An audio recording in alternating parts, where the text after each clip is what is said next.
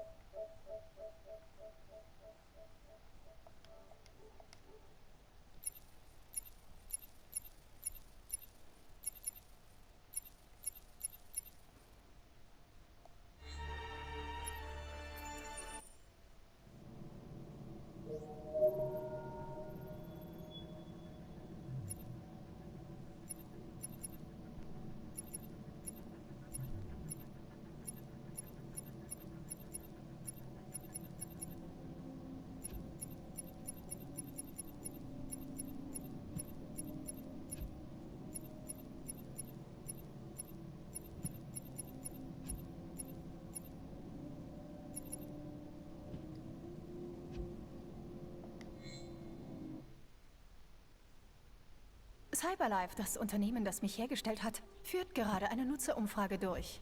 Möchten Sie teilnehmen? Ja. Toll! Es geht los.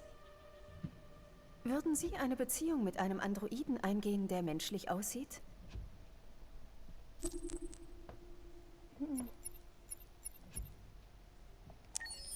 Glauben Sie, Technologie könnte zur Gefahr für die Menschheit werden?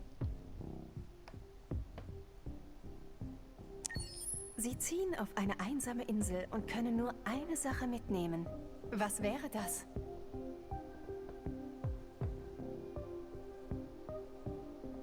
Das wird mir ja nichts bringen. Das auch nicht. Also nicht. Nee.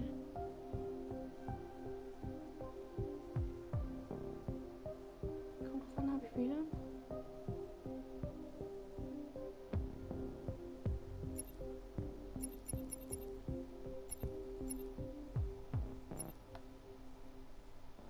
Ich nehme einfach das. Würden Sie sagen, Sie sind von Technologie abhängig?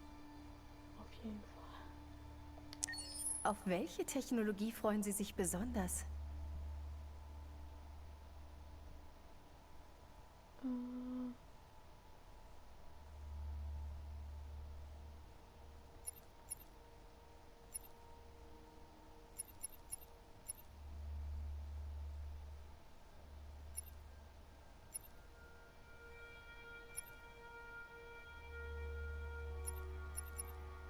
das.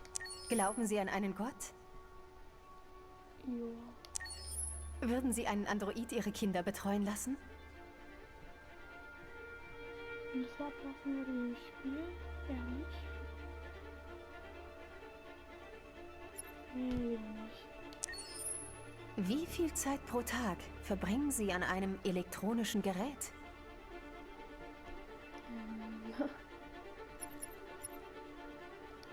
Wenn Sie eine Notoperation bräuchten, dürfte dann eine Maschine die Operation durchführen?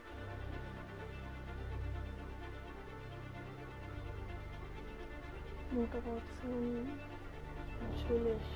Entweder sterbe ich oder es behandelt mich halt irgendjemand und die Chance ist nicht so hoch, dass ich verrecke. Glauben Sie, Maschinen entwickeln eines Tages ein Bewusstsein? Könnte ich mir vorstellen.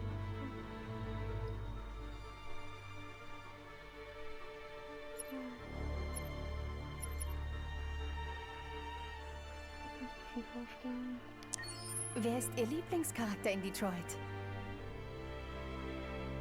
Auf jeden Fall Connor. Gab es einen Moment in Detroit, der Sie ganz besonders berührt hat?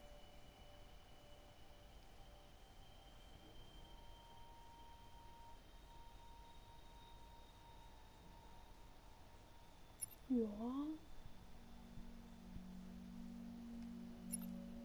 Doch machen wir das jetzt. Was war Ihre härteste Entscheidung in Detroit?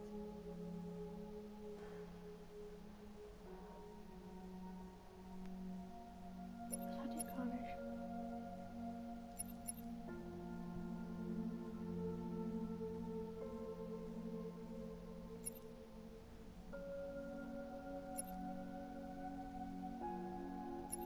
Das mittlere. Ja, keine Ahnung, hätte ich gar nichts von denen.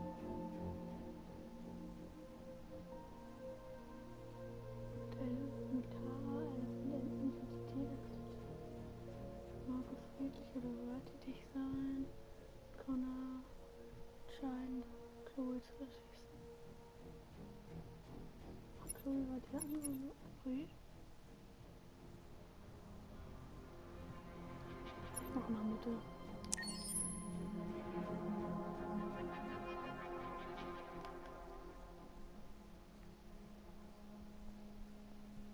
Mit 60% haben Ja gesagt, 19 Nein, 20 keine Ahnung. 68% Ja, 20 Nein, 12 keine Ahnung. 16% an Buch, 24 Mobiltelefon, 20 Stift und Papier, 10 an Konsole, 30 an Instrument, 75 Ja, 16 Nein, 9 keine Ahnung.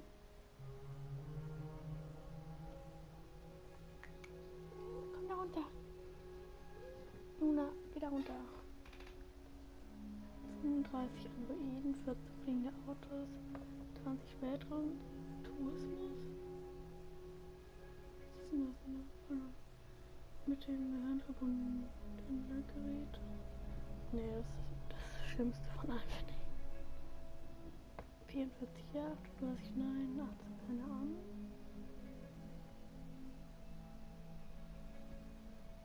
Ähm, 49 Ja, 25 Nein, 27 keine Ahnung.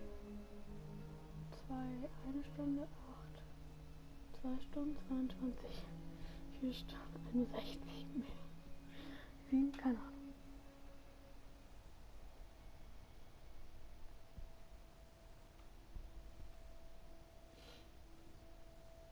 71 Ja, 13 Nein, 16 keine Ahnung.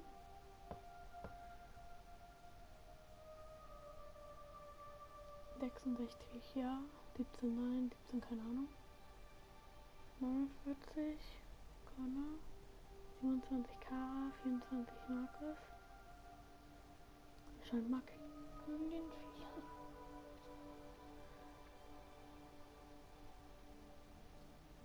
56% auf, 34 gelegentlich, 4% Eimer, 6% Nahrung. 50% mit Kara, alles Identität. Akzeptieren.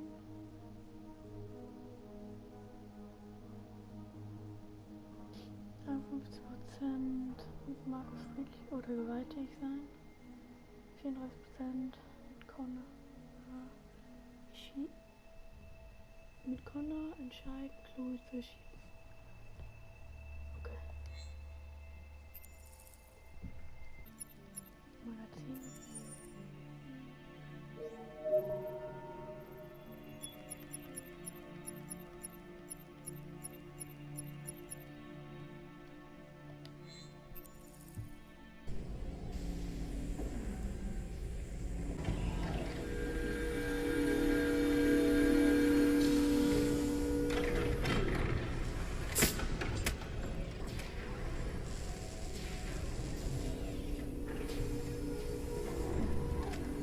Can you hear me?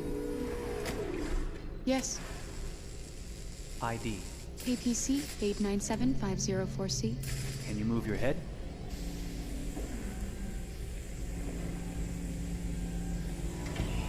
Your eyes now.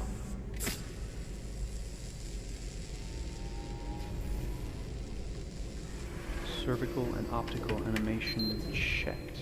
Now give me your initialization text. Hello. I'm a third generation AX400 android. I can look after your house, do the cooking, mind the kids. I organize your appointments. I speak 300 languages, and I am entirely at your disposal as a sexual partner. No need to feed me or recharge me. I'm equipped with a quantic battery that makes me autonomous for 173 years. Do you want to give me a name? Yeah. From now on, your name is Kara. My name is Kara. Initialization and memorization checked. Now, can you move your arms?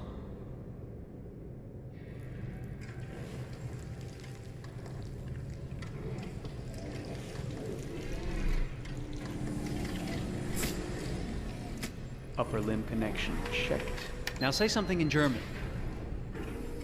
Ich bin ein AX400 Android dritter Generation, erschaffen als Ihr persönlicher Assistent und intimer Beziehungspartner. Say it in French. Je suis un androïde de troisième génération AX400, conçu pour être votre assistante personnelle et votre partenaire intime. Okay. Now sing something in Japanese.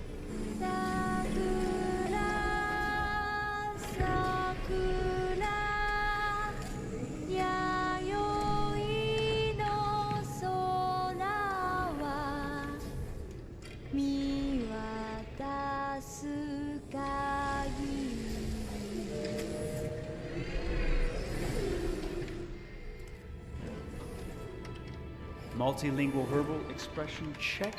Go ahead, take a few steps.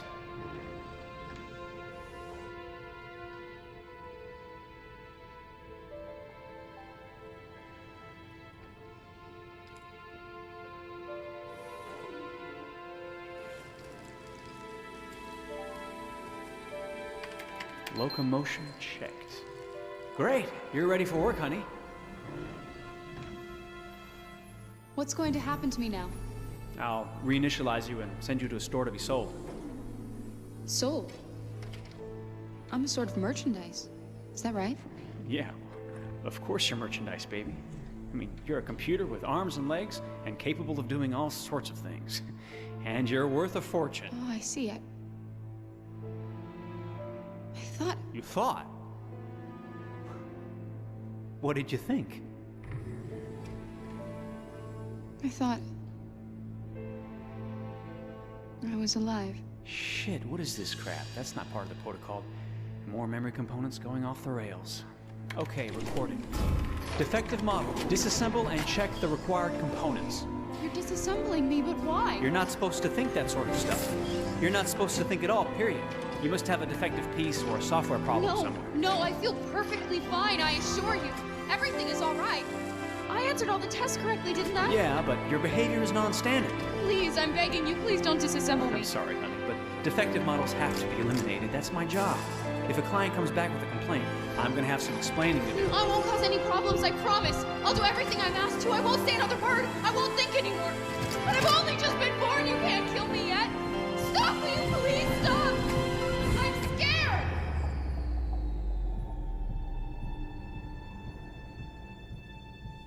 I want to live. I'm begging you.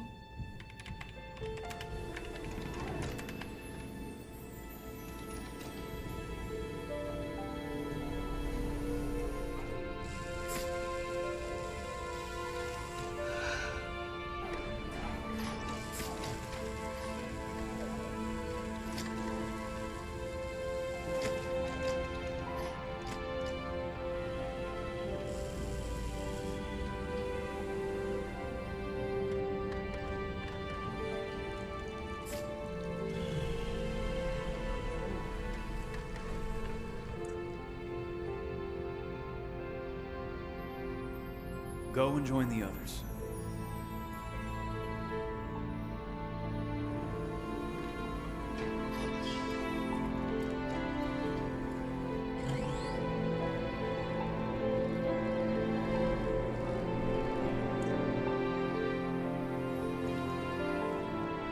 Stay in line, okay? I don't want any trouble. Thanks.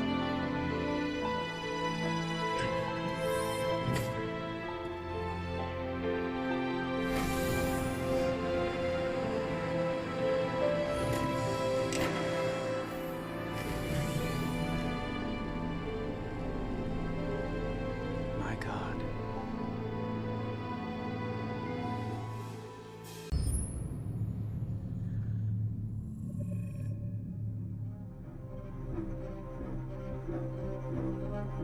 My name is Marcus. My name is Connor. My name is Kara. I am one of them. This is our story. I think who Kara is, or how I would describe Kara, depends entirely upon who's playing her, because you have the option to make her multiple different people depending on the choices she makes. But I think she does start out incredibly naive, incredibly innocent, and kind of hapless. I'm sure we used to be friends before I was reset. Maybe we can be friends again. She's a person who's characterized, I think, by empathy. She's a person who really, she just comes from her heart. You'll never leave me, right? Promise you'll never go. I promise. Kara, please! Are you okay? Are you hurt? Wait a minute! Leave her alone! Kara, leave her alone! The really beautiful thing that I've had the gift to be able to do is to essentially build a person from the ground up, because that's what she's doing throughout the game. And with every experience she has and every person she meets, she's building, you know, first emotions and then the sense of judgment. And it's sort of an exploration of what it is to be a human. Don't worry. Luther and I will be right here.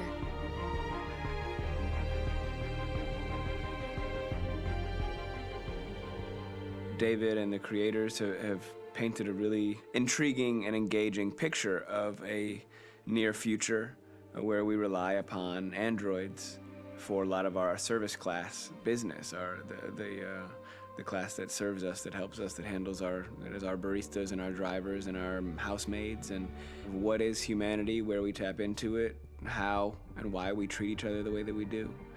And my character Marcus has a really intriguing journey, becoming deviant, realizing that he actually has feelings and human qualities inside of him, and it's a really incredible ascension into becoming fully realized and coming to terms with what you actually deserve better than this in life. And not only do you want it for yourself, but you want it for your peers. We've come here to demonstrate peacefully and to tell humans that we are also living beings. All we want is to live free. You know what? This thing, Dad, is not your son. It's a fucking machine! I think that a group that feels marginalized, feels disenfranchised, feels like they deserve and have earned access to themselves and the environment around them, and are trying to figure out a way to articulate how to get freedom. Connor is analytical. Connor takes things literally. He starts in the beginning place where he's very mechanical. He feels nothing inside, of course, and it's all just a system, a protocol that he is executing to get whatever he wants to happen, which is help humans stop deviants and to find the link between deviant androids. You were designed to serve humans, not kill them! What was I designed to be? Their slave? Their toy? Just say, I killed him! Is it that hard to say? Stop it! Stop! But of course, over the course of the story, and depending on the player's choices, Connor can grow in many different ways. He can deviate from that procedure or not. Moment of truth, Hank. Am I a living being? Or just a machine?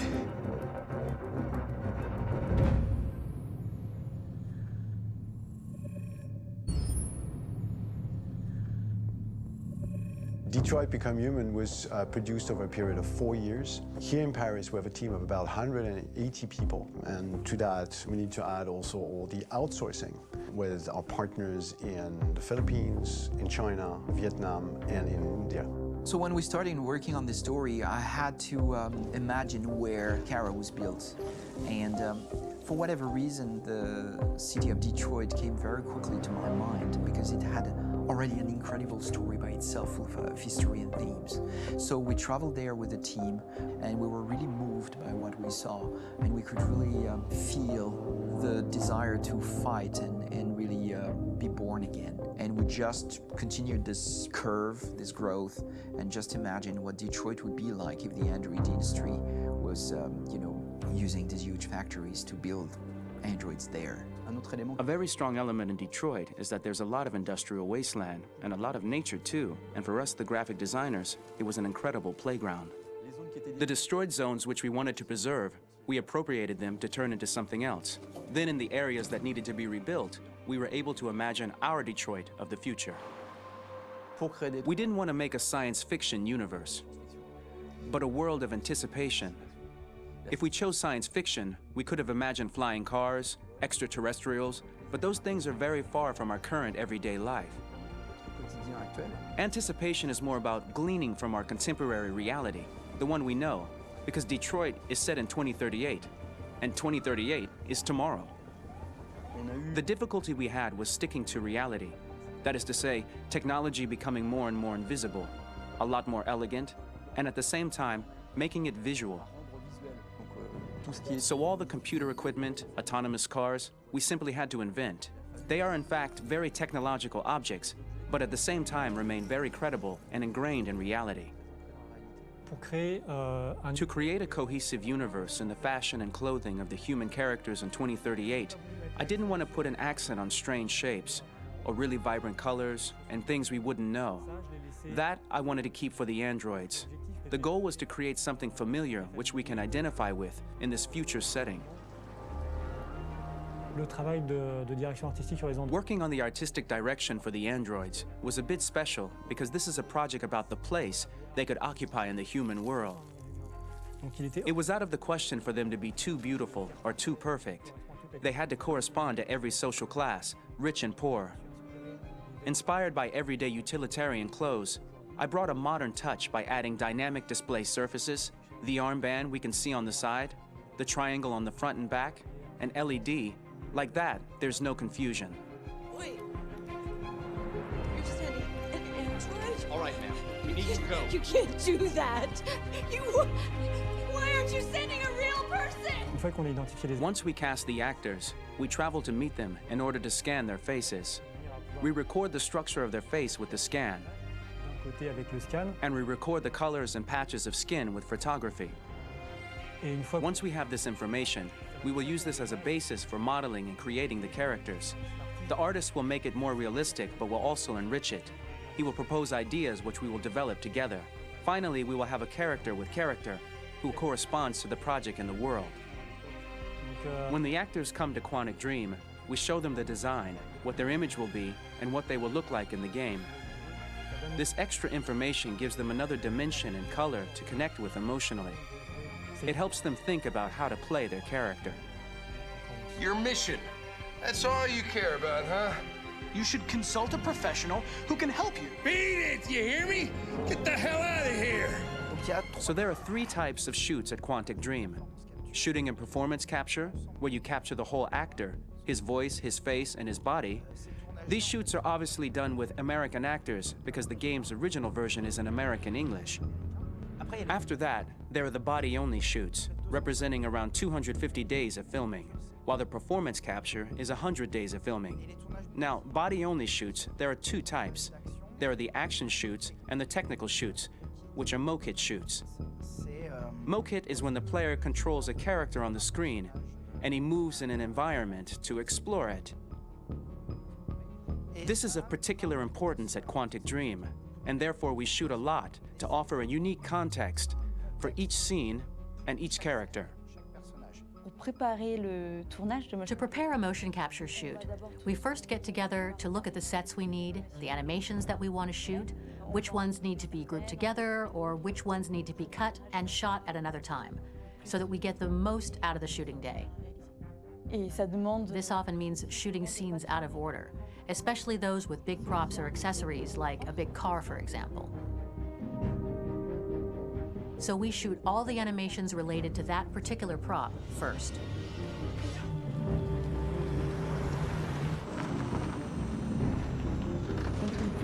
The biggest challenge for the mocap team was shooting a Spider-Man mokit. We had to build a wall and attach an actor to a harness with cables so we could pull him up and render him climbing.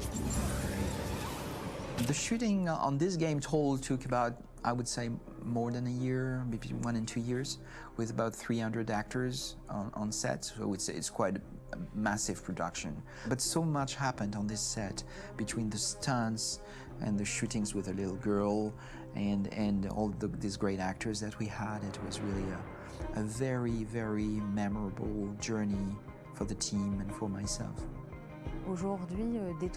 Today, Detroit has over 37,000 animations. When we retrieve the motion capture data, it's just a cloud of points, which represent all the markers worn by the actors. From this cloud of points, we have a phase called retargeting, which gives us a skeleton. This skeleton will be applied to the characters of the game. There is still work to be done, but this gives us the main movements. Since we are working on something very realistic, we must recognize the actor and also recover all the emotion he expresses in his performance. We use a system of facts, an identity card for each actor. We make the actor do a whole range of facial expressions. Then we recover all the expressions and paste the animations on a puppet that Jan has prepared. I then recover and refine these poses. I might stretch the lip, reinflate a cheek, tiny details that make the finished product really capture the actor. Because of the nature of our mocap system today, when we receive the animations, we're missing eye movements, and so the character has that dead look. He really has no eyes, so then it's a big part of the work for the animators to find the regard of the actor in relation to his position, in relation to the body, etc. It was crazy when I saw the newest model for Kara, because they've been working on it and working on it, and this was the first time I literally jumped in my seat. It not only looked so much like me, it was the fact that it looked so lifelike. It wasn't that it looked just like it was a camera, it was something else, you know, but it looked alive. It's exciting, and it's kind of terrifying.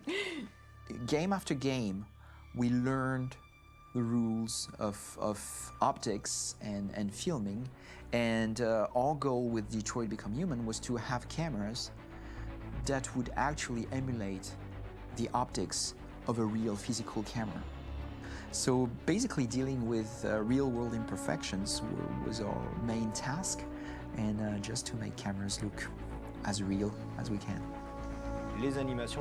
Once the animations are shot and processed by the animation department, integrated and polished, we film them. That is to say, we really do a mise en scène, as in cinema.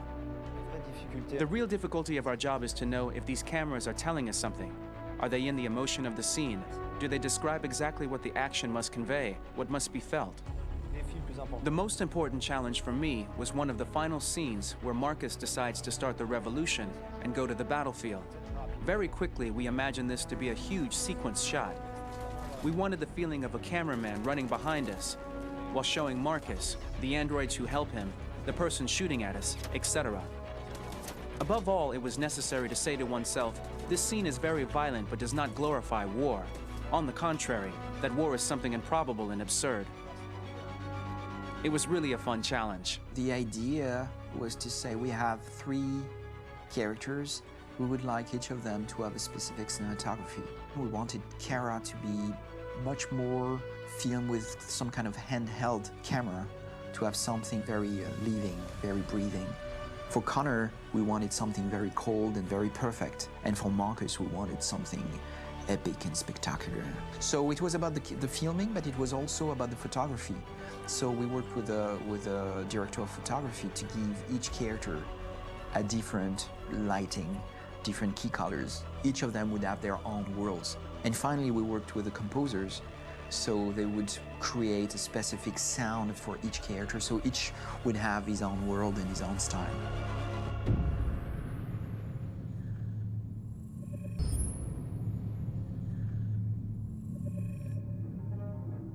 When David and Guillaume got back in touch about making Detroit, I wasn't terribly surprised they decided to make it because the fan response was so intense. So it makes sense that they would choose to do that after the enthusiasm.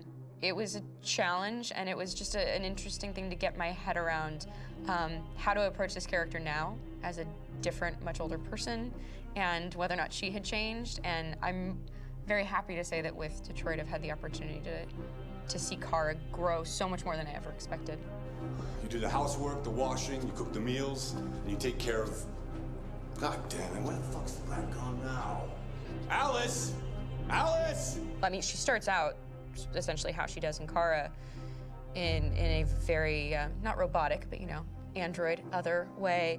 And getting to take this journey where she becomes more and more human as it goes on. You know, and as an actor, that's a wonderful exploration in every way, whether it's how she sits, her posture, how her voice changes, how emotions change, and how much emotion is based on things like empathy and social experience. And so having, you know, as much material as I got with David to have this huge, nuanced arc was really incredible. Why couldn't we just be happy? This experience has been quite different than the experiences I've had shooting film or TV or doing theater work. I have 83 dots on my face and a really flattering black wetsuit type thing, and you're jumping around with props, and it's kind of like being a 10-year-old imaginative kid, which is fun. There's 80 cameras around us. It's already lit. So we just shoot and shoot and shoot and shoot and shoot. There's no change of sets, there's no hair and makeup, there's no wardrobe, so we move really fast, and we'll go through about 35 pages in a day. Working in TV or film, we'll probably do 6 pages a day. It's kind of acting boot camp. It's like working out constantly. I mean, you're doing this thing, and then you got to do something that's completely other back